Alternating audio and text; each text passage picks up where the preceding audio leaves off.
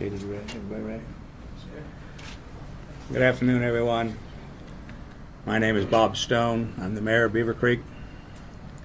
First and foremost, we wish to say our thoughts and prayers are with the victims and the families affected by this horrific act. Tragedy struck our beloved community Monday evening, and in the face of adversity, the strength of our community shines through. I extend our deepest gratitude to our first responders, especially the Beavercreek Police Department and Beavercreek Township Fire Department, as well as all the collaborating jurisdictions whose swift and coordinated efforts undoubtedly saved lives and minimized the impact of this devastating event. Together, we unite in support and resilience during these challenging moments. Now I'd like to pass the podium on to Pete Landrum, Beavercreek City Manager.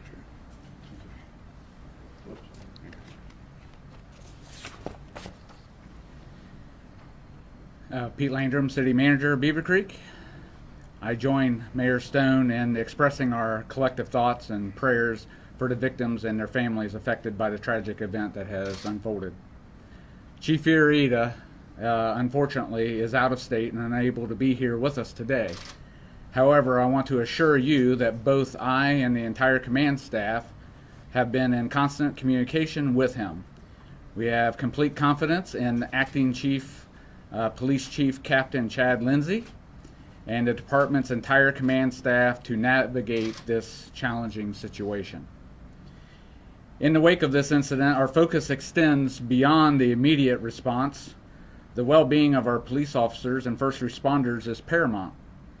Our police wellness programs and established protocols are actively engaged to support them as they deal with the emotional impact of this event.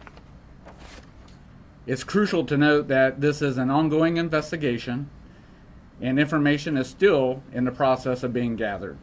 The situation is fluid and the details are evolving as the teams work diligently to gather the necessary facts.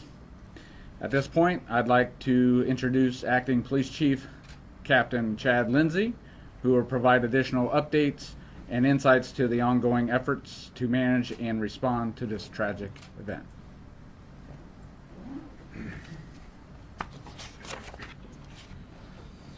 On behalf of the Beavercreek Police Department and Chief of Police Jeff Fiorita, our prayers go out to the victims and their families of this tragic event, as well as all those who have been impacted by the senseless violence that occurred last night.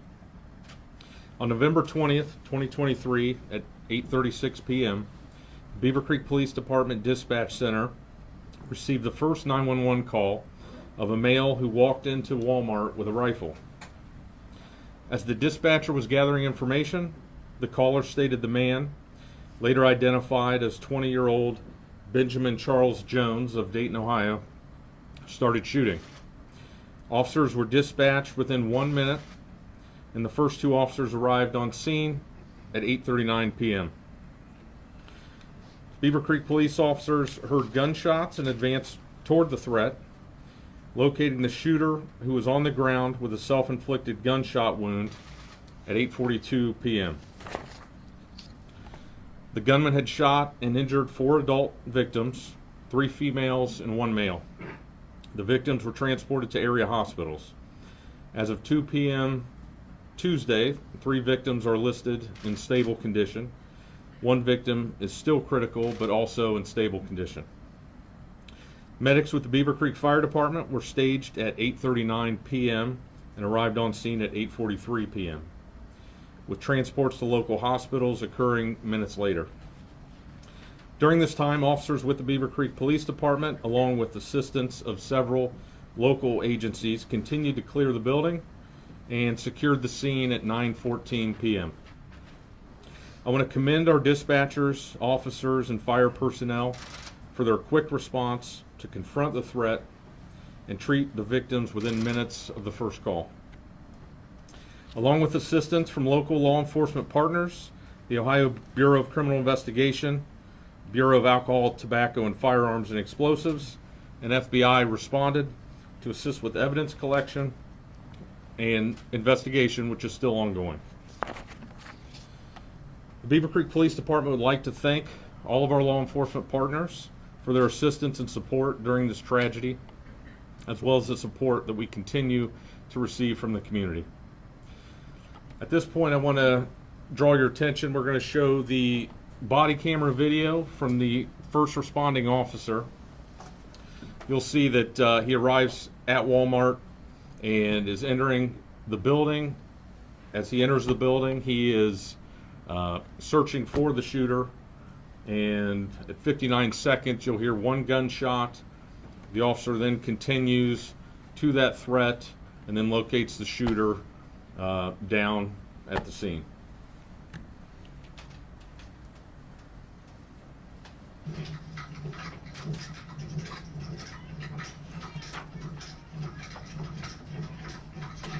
Where's he at?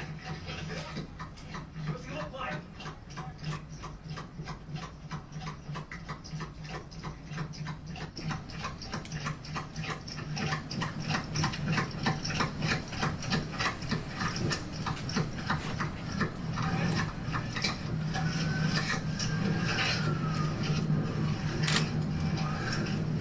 Where's he at?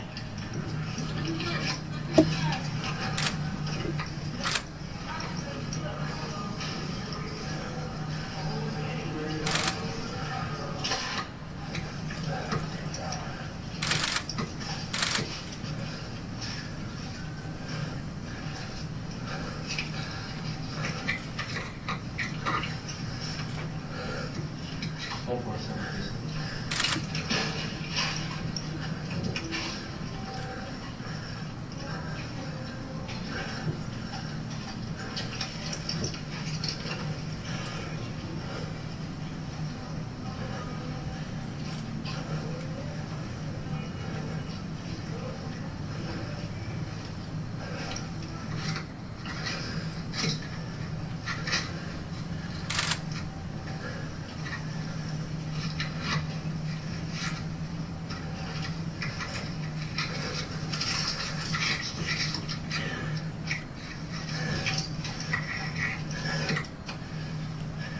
Got him.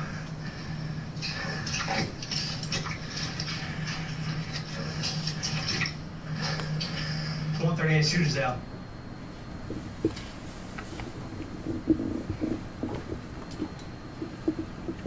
I would now like to introduce Zrinka Delber, who is the Assistant Special Agent in charge for the FBI's Cincinnati Field Office. Thank you, sir. Good evening, everybody. First of all, I would like to start with making sure that the families and victims know that they are in our prayers, and we have sympathy for them, and we support them in their recovery. I also want to commend our partners at the Beavercreek Police Department, Greene County Sheriff's Office, Fire Department, EMS, and all other agencies that responded last night. And they responded in handling this crisis very quickly and worked to assist those who were injured very fast. The FBI is currently supporting and assisting the Beavercreek Police Department in their investigation. And as they continue to look at the crime scene, the FBI is currently looking at the shooter, his background, his motivation, and possible connections. We are very early in this process of looking at the motivation and this process of investigating. So I just want to mention that we're early. The FBI will continue to thoroughly investigate this matter while we're supporting our partners. With that, I would like to ask the public if they can assist the FBI in this investigation and our partners at Beavercreek by calling the FBI and providing any tips, by calling 1-800-CALL-FBI, or by going online and going to our tip line, tips.gov.fbi. At this time, that's all I have. Like I said, we are at very early stages of this investigation. And again, I want to thank our partners for amazing work last night and for their support. Thank you. We'll now open up to questions. Any idea what kind of rifle was used by the shooter? Yeah, it was a high point 45 caliber carbine long gun. And did he get the, did the shooter, have you been able to look in the background and see if they obtained it legally, that kind of thing? That's part of what we're investigating now. We're still in the process of that. Was there any relationship between the shooter and the 4 individuals who were injured? Also under investigation. Still Can trying you to. tell us anything about the motive? The FBI is working on that as part of their investigation, so yeah, I don't have any information on that at this point. How many shots were fired total in there, do you think? That is also still under investigation, trying to confirm exactly. More than 10, more than a dozen? I don't have that exact. I can't give you that estimate at this point.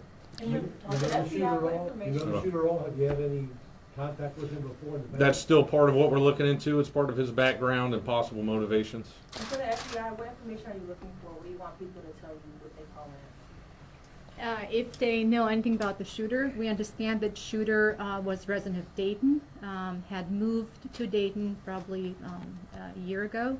So not recent, not fully resident here for years.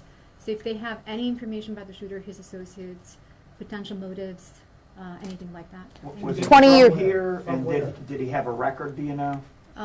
He was from here and then not recently, moved and came back here. You know where he lived, where he was before he came back here? He was a resident of Dayton. That's all we know. Do you know, 20 years old, was he a student anywhere? Was he attending school? We don't have that information. Do you have any Kevin, information? what can you tell us about any search warrants you may have served overnight and what led you to those locations? Yeah, part of the investigation we did with the FBI's assistance, conduct a search warrant at his residence. And so, we're in the process of gathering that. His vehicle was also in the parking lot, so that's part of the search warrant process also, and investigation. Was that the vehicle you towed this morning, the pickup truck? I don't know exactly when that was towed. It would have been probably early morning hours at some point. Do we know if he had a record, any history? That's part of the investigation, to find out exactly what all, if there's any history with him in terms of criminal history. Did he have any family in this area? Since he was from Dayton? He did. Family? And you've been in contact with them? Yep, that's all part of it. Family, talking to any witnesses that we can, that we have, all of that. Speaking of the pickup truck that was in the lot, do you have any information about how long he may have been there? There's been reports that maybe he was sitting there for a couple hours before he went inside. I don't have that right now. Based on what you know about the victims, would you say that this could have been a targeted attack? I don't have any information about that. Obviously, that's going to be part of the investigation, but I can't comment on it. Were the victims targeted. shoppers, or were they employees, or a mix? Do you want to comment on that? Sure. I'm Captain Scott Molnar. I'm the commander of the Investigations Division at the Beavercreek Police Department. At this point in time, all 4 victims have been identified as shoppers. No employees, from what we know so far, were injured during the incident. And up to this morning, you had 3 in critical, now just 1 in critical, so they are improving. So their injuries are not as life-threatening. Is that what you're saying? Their condition is improving from where it was earlier. The indications that we had yesterday evening, there was definitely some concern, but they were all transported quickly by the Beavercreek Fire Department. Therefore, their medical condition is improving steadily. I know you said 3 females, 1 male. Do you know the gender of the person who remains in critical condition at this hour? I believe that is the female. Was she shot in the head? No. Can you talk a little bit about where those shots may have been? Were they body cavities, extremities? I can say that the shots were largely random. So they ranged throughout all different parts of the body, and that is, again, a sensitive part of the investigation that we're not going to release right How now. about approximate ages? That I don't have at this point in Of time. adults? Yeah, all adults. Where was Mr. Jones's body found? His body was found just behind the Vision Center in Walmart, Did he The have victims- other where weapons in- with him? Where in the store were the victims? throughout the store, Throughout the different store, locations not in one- the store. Not one particular place? Correct. The radio call went out in the cereal aisle. Is that not true? Is that not where this happened, or where it started, or? I have to look at the report in more detail. There's so much going on last night, I can't remember I know- exactly where it was. You're still looking for a motive, obviously, and you're still gathering those materials, but, did the shooter post anything online, anything on social media? Were there any warning signs that were out there, a manifesto, anything he might have written? At this point, it's really too early for us to comment on that. I don't want to be guessing here. This just happened less than 24 hours ago. We're still collecting all the evidence, so I can't really fully answer that question. Do you believe this What do could we be a know about the racially weapons motivated or the attack? ammo he might have had? How many guns did he have? Just the one? Did he have more ammo? Some of these guys come in geared up. What was this guy's situation? Yeah, he just had the one gun, and we're working on determining, amount of ammo and what else he may have had. Do you believe that this could have been a racially motivated attack? We're looking for the motivation. That's why we are working on this investigation with Beavercreek. But we don't know if it was racially motivated or not this time. He's a white male? He is a white male. Question for Mayor Stone. Obviously, this is the same store where John Crawford III was shot in 2014. Does this bring back a lot of memories, touch a nerve for this community? Well, they can't help but bring back memories. It's it's a tragedy all in itself, though. This is the tragedy we are grieving for, and it's a shame in this way that it has to be compared to the previous shooting. But no, we are grieving and investigating this particular shooting. Thank you. And then what can you say, to people who are getting to the point where they're afraid to go out in public because of these kind of things happening? Are there any comments about that?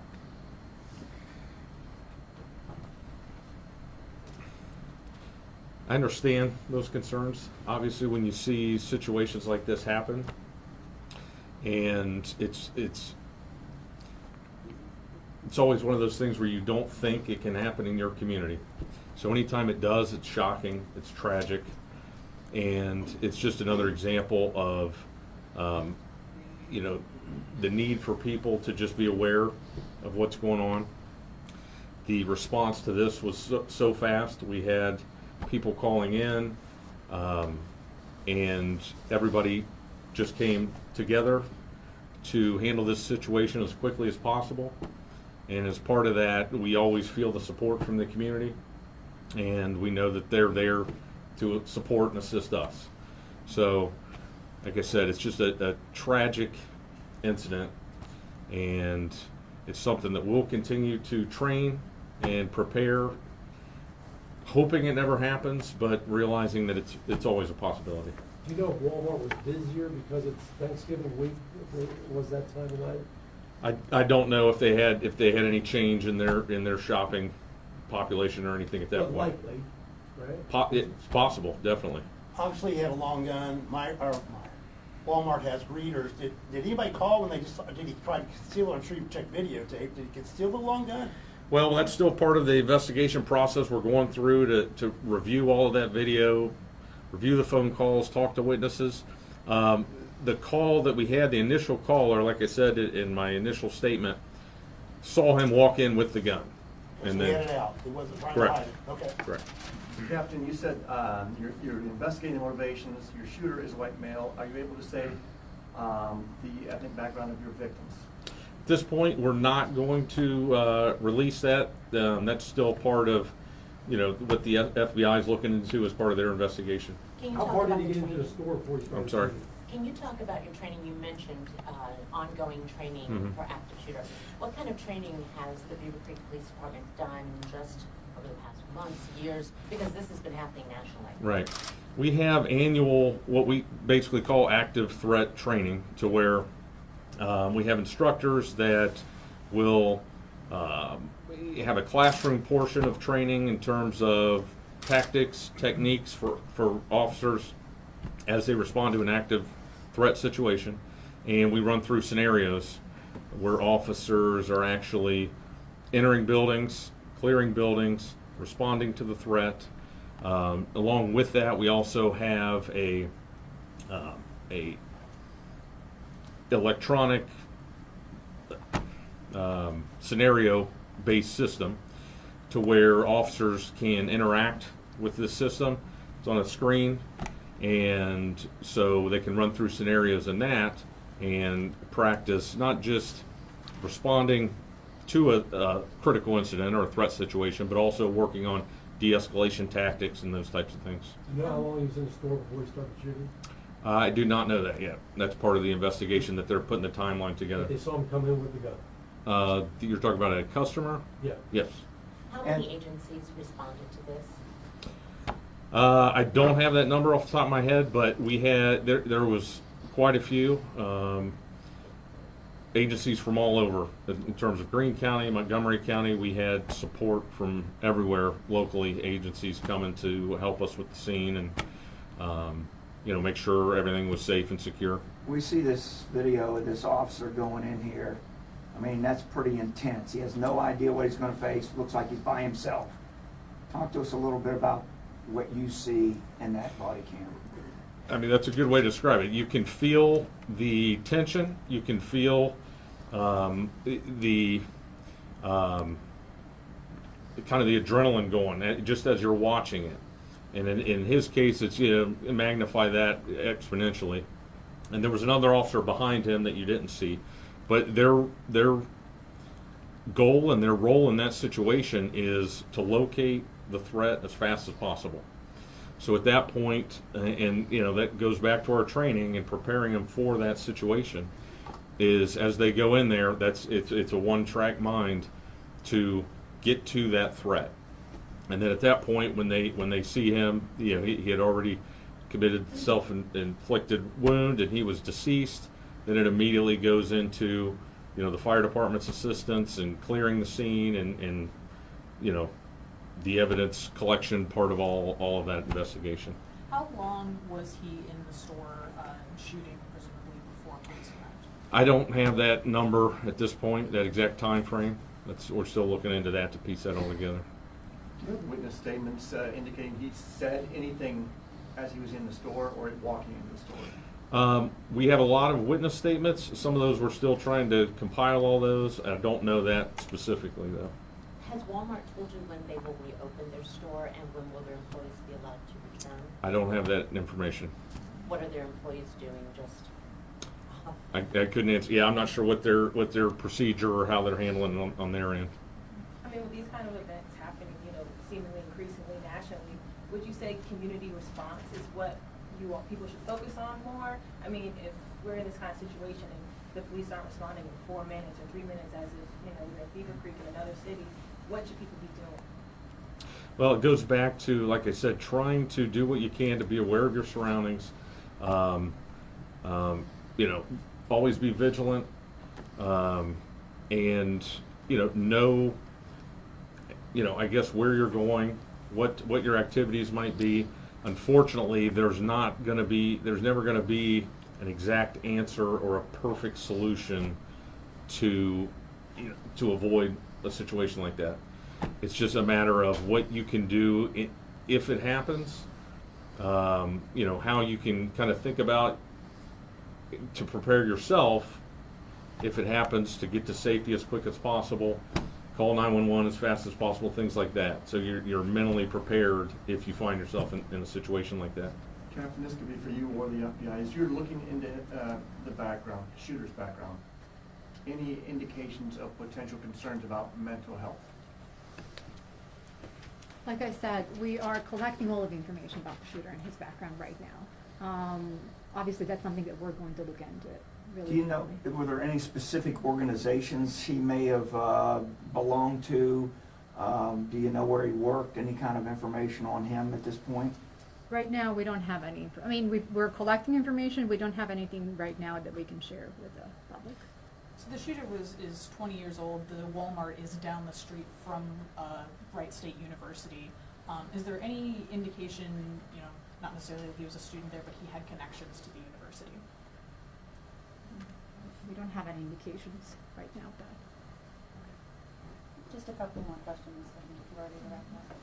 I mean, it was a very quick response time. I definitely would like to personally commend Beavercreek Police and everyone who responded. But what can you say went into? I know you also do your annual trainings, but that seems like a very quick time for him to be found at 8:42 and the call being at 8:37, I believe. That response time seems very quick. Well, that's something that we are proud of, and that's something that we try to, not just a situation like this, a critical incident, but in general, to respond to the citizens as quick as we can. In situations like this, obviously, it's critical to be able to try to deal with it as fast as possible. So that's something that we've always done. We pride ourselves on that, and officers are patrolling, constantly being prepared for something that may happen, regardless of the severity of it, so they can deal with it as quick as possible. Captain, where were the victims, where were they found? Were they able to walk out of the Walmart on their own volition, or did officers actually have to evacuate them? And where were they found in the Walmart? Because you said they were all over. Most of the victims, we don't know exactly where they were struck in the store physically. I do know that one patient self-transported to the hospital. One patient was taken to a hospital by medic, and I believe there was a second one that transported by medic, but I can't be certain at this point. Trying to remember those specific details. Where in Walmart were they found? Were they in the grocery department or? All over, different spots. I know of one victim specifically that was towards the back of the store, in the grocery section, but outside of that, I'm not sure exactly where they were all And located. were they all taken to Soin, or were some taken to the Valley in downtown Dayton? Chief, can you help with that? 2 to Soin, 1 to Miami Valley, Beavercreek, later flown to Valley downtown. Correct me if I'm wrong, was the suspect found in the vision center of the Walmart? It's what it looks like in the body cam. That is correct. Okay. Yes. That's towards the front of the store? Yes. Mr. Mayor, question for you. What should be done about the Walmart? It seems to be a troubled spot. I mean, I know it's not its fault, but it seems to be a spot where things seem to happen quite a bit. Is the city planning anything to try and rectify that, or is there a way to do anything? Well, all I'll state today is that I'm sure the city will be talking with Walmart and seeing what can be improved, if anything. But I do want to go on and say that for today, we'd like to close the session, and all subsequent information will get out just as soon as it's available, and there'll be future press releases. So thank you very much for joining us. Thank you, sir.